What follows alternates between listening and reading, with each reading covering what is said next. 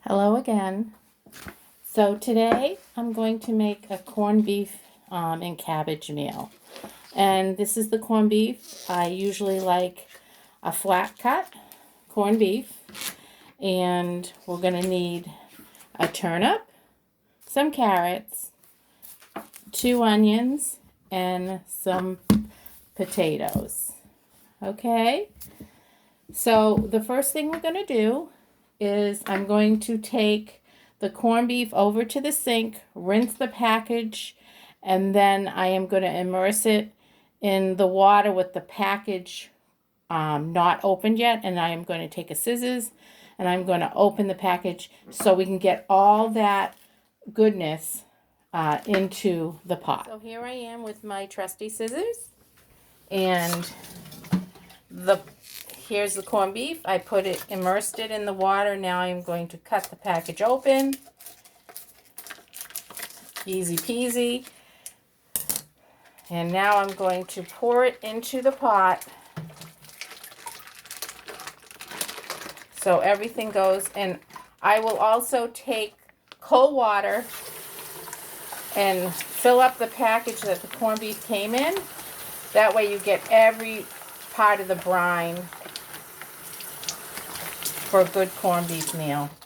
And then you just throw it in the pot. Okay. And I'm going to keep this package in the sink for now.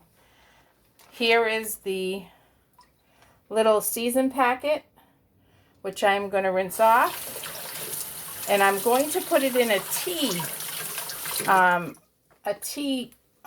you'll see, container that I can actually put in the pot. So here is the tea little thing that I put all the spices in. I'm going to put it in the pot now with the corned beef. So I put the corned beef pot on the stove and put it on medium. And that will have to cook at least 2 to 3 hours. So when you put your fork in it, it's very tender. It's like you're putting it into some butter. All right, so meanwhile, while this is cooking, we're going to prepare all our vegetables. We'll have plenty of time to do that. So I am going to start peeling the carrots and putting that in water, and peeling the potatoes, the turnip, and preparing the onions to go into the pot once the meat is almost done. And the last thing will be the cabbage. I have prepared my big bowl with cold water, maybe a fourth of the way up. So when I do start to peel my vegetables, I can immerse it in the water, and the potatoes won't turn, brown. You got to keep them in water. So I'm also doing these videos for my 2 daughters that have, one is married now and out of state, and the other one is living about a half an hour away and working. So I wanted to, teach them how to cook again. I did try when they were teenagers. Also, it's very important to have a good peeler. And this is a great peeler. It's OXO on the peeler. It's really, you got to have the right tools. Also, for cutting, my mother gave me this beautiful knife when I got married 33 years ago. And I've used it ever since, and she's given all us daughters and sons this knife, which is really a blessing. And we've all learned to cook in our family from our parents, who are great cooks. And my mother is going to be 94 this year. And my father went home to be with the Lord about almost it's a year and a half now. So, but he was, very instrumental in us all cooking and being good cooks. So I'll finish peeling these, and then I'll peel my carrots, cut my onions, peel my turnip, and cut my turnip. And then I will I've got my cabbage here.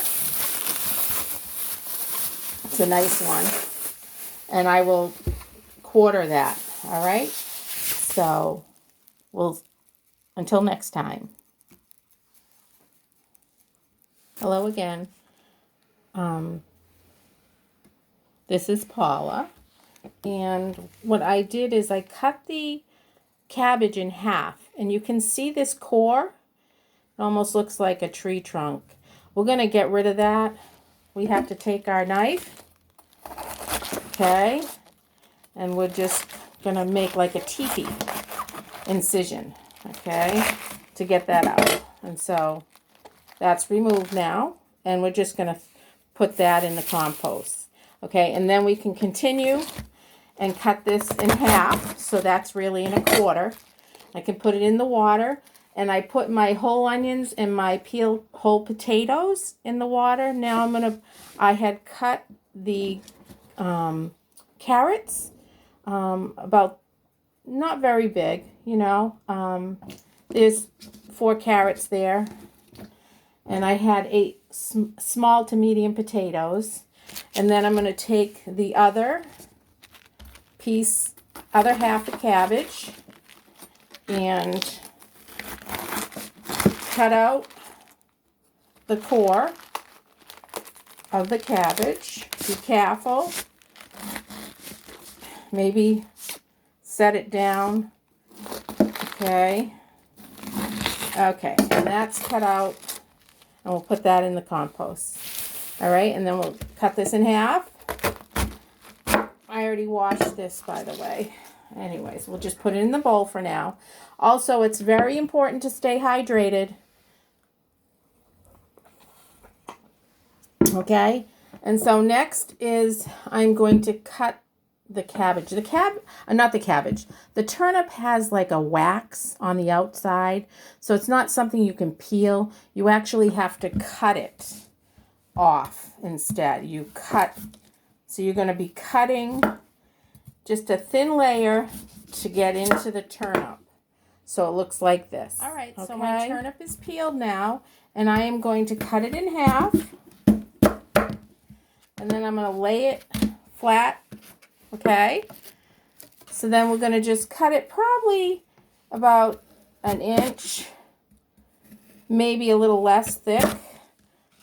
Okay, and that will go into the water for later to put into the pot with the corned beef. Also, because it's St. Patrick's Day tomorrow, I am wearing a green apron that my uncle made me. So I'm really blessed to have an uncle that had an apron factory. He's not with us anymore, but I do cherish the apron that he made. So the corned beef that I put in the pot, it's about 4.5 pounds, just so you know, the flat cut. And so now I will do another recipe while we wait for the meat to cook and the vegetables to go in. Okay, here we are. The corned beef is cooking, and I will, in the pot, I had covered it, and now it is, I'm just going to see how it's doing.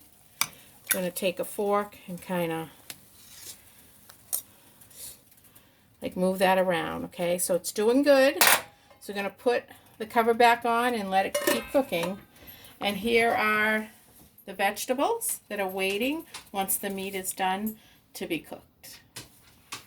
All right, so we're going to go on now to our next cooking segment. And we will be making cornbread. And so let me get that set up. Oh, wait, 1 second. We have to look at I added the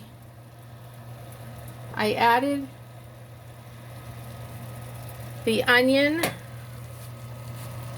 and the turnip to the corned beef. So hopefully you can see that. Okay, and we're going to let that cook And then we'll add the cabbage, then the carrots, and then the potatoes last. All right. Okay, so I put the cabbage in now. I took out the carrots and the I'm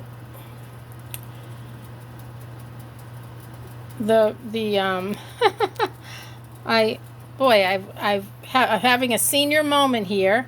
The turnip. So the turnip and the carrots are done.